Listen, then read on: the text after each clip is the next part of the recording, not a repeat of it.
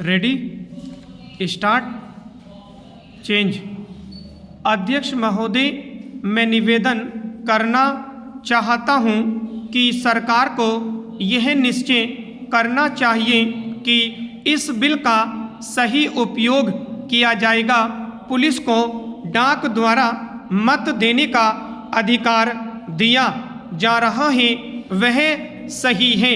वह अधिकार इससे पहले ही दिया जाना चाहिए था, लेकिन आजकल चुनावों में जो गड़बड़ी होती है उसको दूर करने के लिए सरकार को मूल अधिनियम में संशोधन करना चाहिए।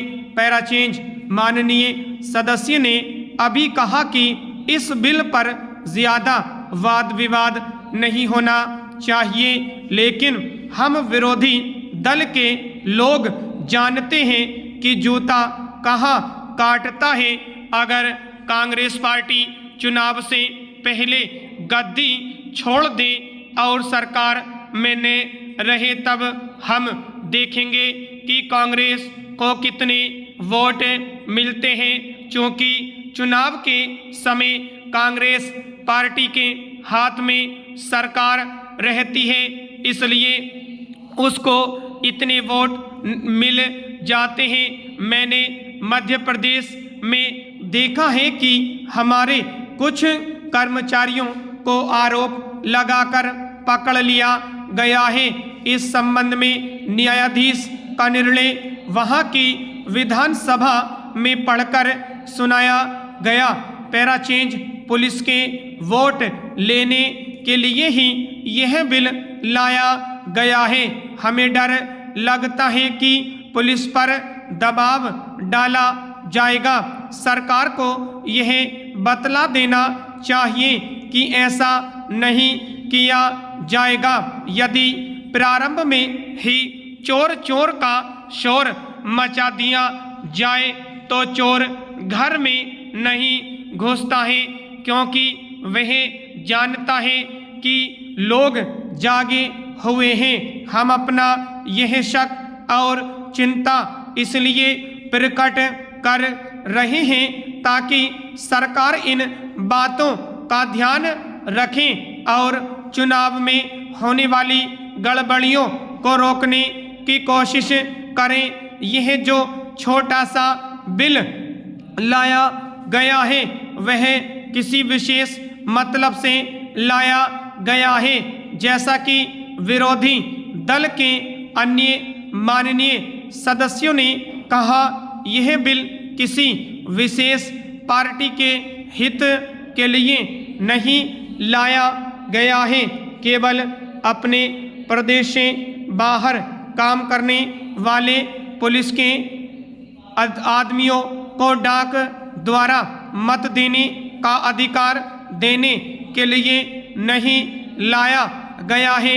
मैं निवेदन करना चाहता हूं कि अभी देश में वे स्थितियां पैदा नहीं हुई हैं जिनमें वह अपनी मत के अनुसार जिसको चाहे वोट दे सकें। सदस्यों ने कहा है कि मध्य प्रदेश के लोग जो नागालैंड में हैं, बेशक उनको यह अधिकार देना चाहिए, लेकिन इसके साथ साथ यह भी कहा जाता है कि हमारे राज्य में पुलिस के लोग हैं। Para change. अध्यक्ष महोदय, मैं कहना चाहता हूं कि हर आदमी को यह अधिकार है कि जिसको वह चाहे डाक द्वारा मत भेज सकें। ऐसा तो नहीं है कि सभी मत किसी एक अधिकारी के सामने ही इकट्ठा करके भेजे जाते हैं। जहां तक इस बिल का संबंध है वह ठीक है, वह प्रारंभ में ही आना चाहिए था और मैं इसका समर्थन करता हूं। मैं इस सदन के माननीय सदस्यों से भी निवेदन करता हूं कि इस बिल को पास कर दिया जाए। खेती में उन्नति न होने का कारण क्या है? उसका एक कारण यह है कि खेती से संबंधित जितने विभाग हैं उनमें आपस में समन्वय नहीं है। खेती के लिए अच्छी खाद की आवश्यकता है, पानी की आवश्यकता है, औजारों की आवश्यकता है और धन की आवश्यकता है। इन सारी चीज़ों के लिए अलग अलग विभाग हैं।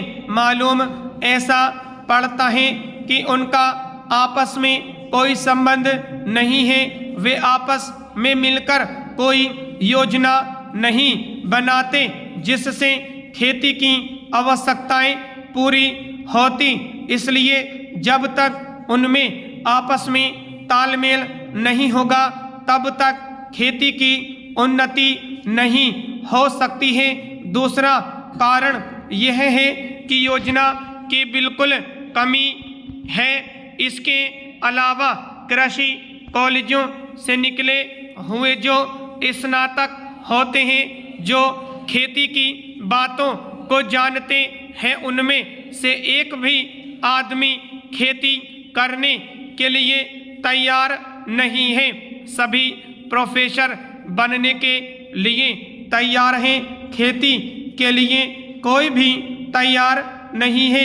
एक बात मैं माननीय मंत्री जी से विशेष रूप से कहना चाहता हूँ, अधिक उपज ने होने का कारण यह है कि जो खेत में काम करते हैं वे उसके मालिक नहीं हैं। खेत किसी और का है और काम कोई और कर रहा है।